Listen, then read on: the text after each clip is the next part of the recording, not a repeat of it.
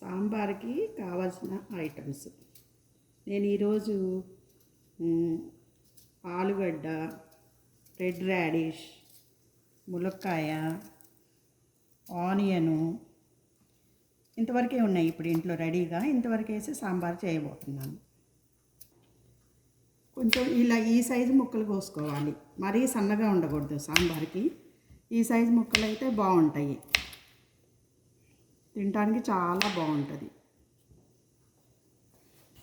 సాంబారు కోసం ఫస్ట్ పప్పు రెడీ చేసుకోవాలి.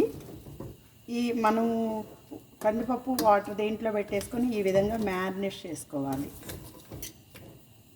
మనం కావాలంటే విడిగా కర్రీస్లోకి, చట్నీలోకి కొంచెం పప్పు దీన్ని తీసి పక్కన పెట్టేసుకొని మిగతా పప్పుతో మనం సాంబార్ చేసుకోవచ్చు.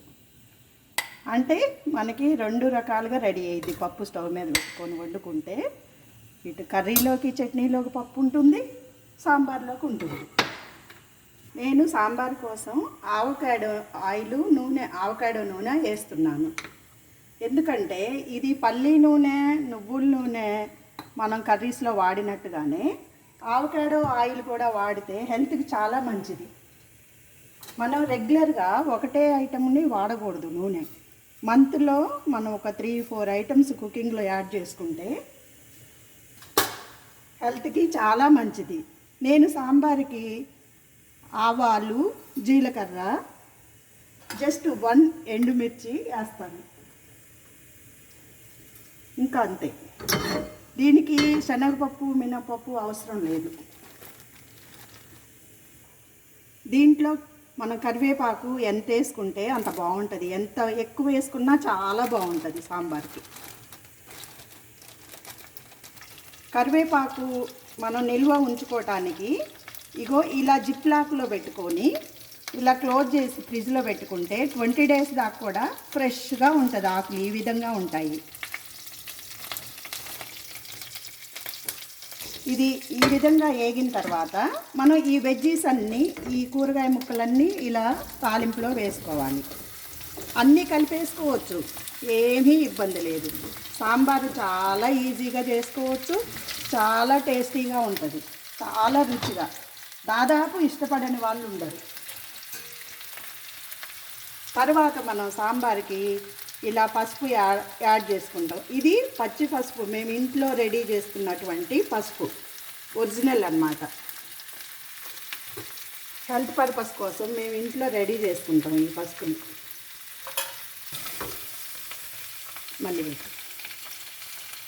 తర్వాత ఈ ముక్కలకి కావలసినంత సాల్ట్ యాడ్ చేసుకోవాలి. సాల్ట్ కొంచెం యాడ్ చేసుకుంటే ముక్కలకి పట్టి చాలా రుచిగా ఉంటుంది సాంబారు. ఇలా మగ్గనివ్వాలి. మనం పూర్తిగా దీన్ని ముక్కల్ని ఇలా మగ్గనివ్వాలి. సాంబార్ చేయటం అంటే అందరూ చాలా కష్టం అనుకుంటారు. Very simple and very tasty. మనం టిఫిన్లోకి, ఇడ్లీలోకి వాడుకోవచ్చు, రైస్లోకి వాడుకోవచ్చు. చాలా టేస్టీగా ఉంటుంది. మనకు ఎక్కువ ఆయిల్స్ ఉండవు, చాలా ఈజీ. మనం ఇలా మూత పెట్టి ఒక 10 to 15 మినిట్స్ అలా మగ్గనిస్తే తర్వాత నెక్స్ట్ స్టెప్. అమెరికాలో సాల్ట్ డబ్బాలు ఈ విధంగా అమ్ముతారు. దీన్ని ఇలా సీల్ చేసి ఉంటుంది. మనము దీన్ని నైఫ్ తోటి ఇలా ఓపెన్ చేసుకోవాలి.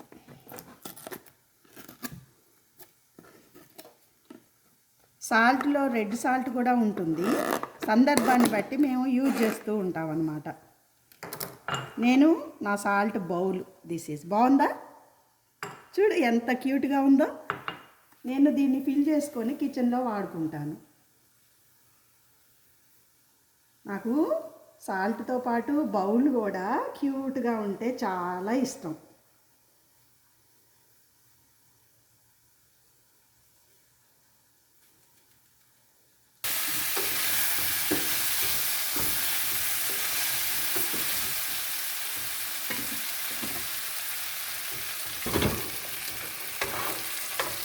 ఈ రెడీ అయిన పప్పులో ఈ ముక్కలన్నీ ఇలా వేసేసుకోవాలి. సాంబార్ చేయటం అంటే చాలా కష్టం అనుకుంటారు అందరూ. కానీ మనం కొన్ని పద్ధతులు పాటిస్తే చాలా ఈజీగా చేసుకోవచ్చు. దీనికి ఎంతో టైం కేటాయించక్కర్లేదు. ఇలా వేసిన తర్వాత ఇలా మనము చింతపండు రసం ఇలా వేసుకోవచ్చు. పేస్ట్ అయినా యూజ్ చేయొచ్చు సాంబార్కి, నో ప్రాబ్లం.